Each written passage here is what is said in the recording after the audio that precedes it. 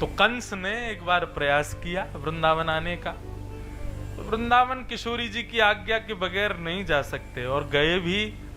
तो अब देखो, अब इस बात से प्रमाण होता है कि वृंदावन साधारण स्थान नहीं है, क्योंकि हम कुर्ता पजामा में गए और वृंदावन जाके कि हम वैसे ही रह जाते हैं। गोपी का मतलब कोई स्त्री भेष नहीं होता। अब देखो, यही बात समझने की है कि वृंदावन दिखता कुछ है कुछ और। प्रकट और अप्रकट, ये दो रूप हैं वृंदावन के। प्रकट में आपको दिखेगा कि सब पुरुष पुरुष घूम रहे हैं, लेकिन अप्रकट वृंदावन में एक ही पुरुष है, बाकी सब गोपियां हैं।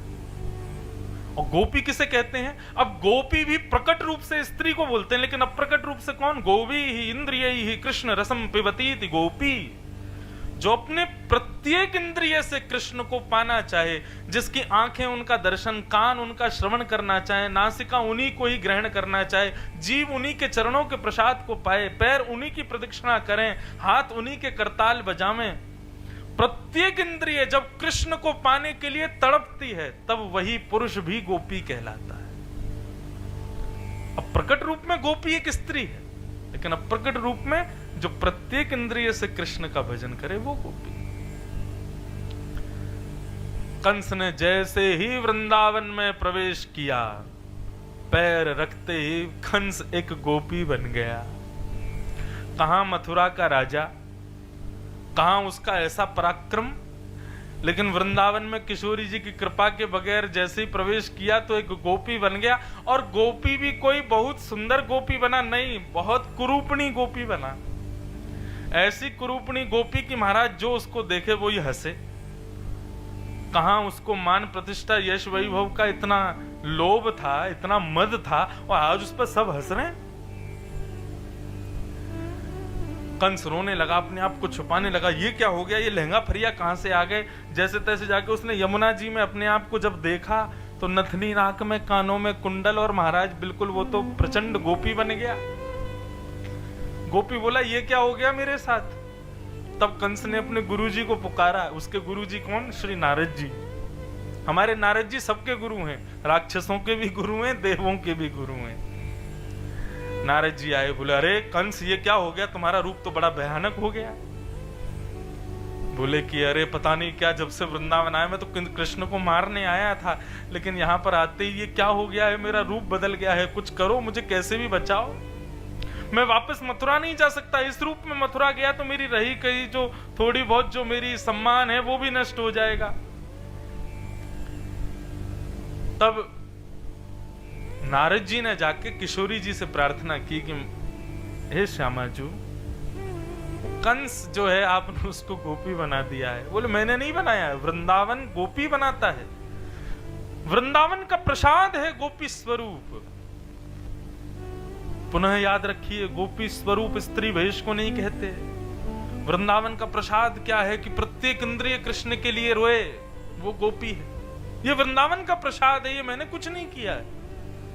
लेकिन श्री जी आप कृपा करो ना, ठाकुर जी की आगे की लीला में कंस वध कैसे होगा अगर वो गोपी रूप में रहा तो? तब किशोरी जी बोली, एक काम करो, उसको एक अपराध करना पड़ेगा वृंदावन में, तब वो दोबारा राक्षस बनेगा। सुनो, बात बहुत गहराई की है। वृंदावन में उसको अपराध करना पड़ेगा तब वो दोबारा राक्षस बनेगा।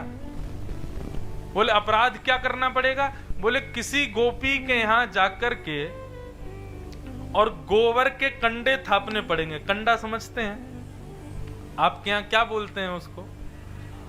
छाड़ा? छाड़ा? हाँ, तो गोबर का छाना थापना पड़ेगा। तो गोबर का छाना जब थापेगा तो वो जब सूख जाएगा। अब तो सुनो, अपराध क्या है?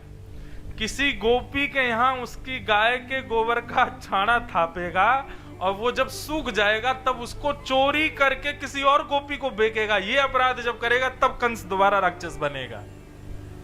गोबर चुराने का अपराध जब करेगा तब राक्षस बनेगा। कंस को जाके नारद जी ने बताया, तब कंस ने ये अपराध किया। एक गोपी के यहाँ जाकर के उसने काम मांगा तो गोपी ने कहा, हमारे यहाँ की गैयाओं की गोबर उठाया कर। तो कंस वहां गोबर उठाता था, उनका छाड़ा बनाता था, और जब वो सूख जाते थे तो उनको चुरा करके दूसरी गोपियों को बेच देता था। इस अपराध की वजह से कंस दोबारा राक्षस बना और भागा फिर मथुरा। ये है वृंदावन। आज लोग वृंदावन आकर के कितने बड़े बड़े अपराध कर रहे हैं, कौन सी राक्षस योनि मिलेगी उनको? खैर, हमें अपराधों की चर्चा नहीं करनी, लेकिन हमारी चर्चा का केंद्र बिंदु क्या है? तो वृंदावन जाया नहीं जाता, वृंदावन पाया जाता है। और पाया कैसे? श्री किशोरी जी की कृपा से। अब 7 दिन का एक नियम और समझिए, सॉरी 4 दिन का। वैसे आप लोगों को 4 दिन मिल रहे हैं, लेकिन हम फिर 2 दिन नारायण सरोवर भी जा रहे हैं, वहां पर भी कुछ ना कुछ कथा करेंगे, तो हमको तो पूरे 6-7 दिन ही मिल रहे हैं एक प्रकार से। तो 4 दिन का एक नियम और है कि अब यहाँ पर सामान्य कथा या सामान्य श्लोक या वैसे तो सामान्य नहीं है, सब श्रेष्ठ ही हैं, लेकिन यहाँ पर वृंदावन रसिकों की चर्चा ज्यादा होगी। और मैं पहले ही बता दूं कि वृंदावन रसिकों की चर्चा वृंदावन से बाहर करना एक प्रकार से निषेध प्राय है।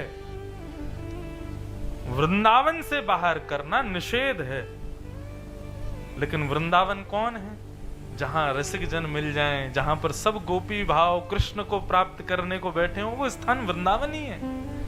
इसलिए ये परिसर वृंदावन है, इसलिए यहां मैं कर रहा हूं। तो रसिक जनों की हम चर्चा करेंगे।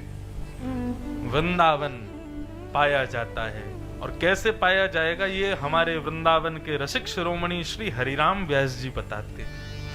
अब मुझे ऐसे तो दिख नहीं रहे, लेकिन इन 7 में आपको युगल किशोर जी दिख रहे हैं। कहाँ हैं? इधर ही हैं। अच्छा, ये युगल किशोर जी।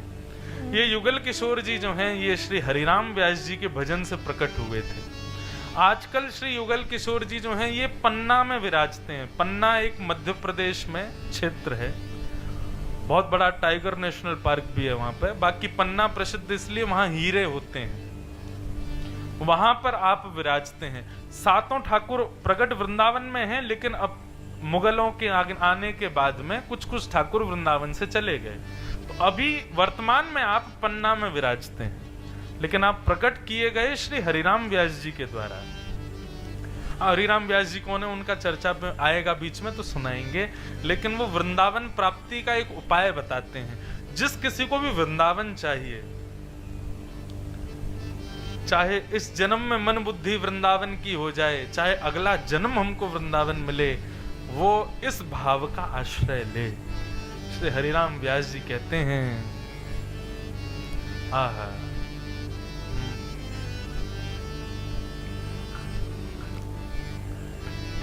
किशोरी तोरे चरणन की रज पाऊं, किशोरी तोरे चरणन की रज पाऊं। गाओ। किशोरी तेरे चरणन की रज पाऊं, किशोरी तेरे चरणन की रज पाऊं।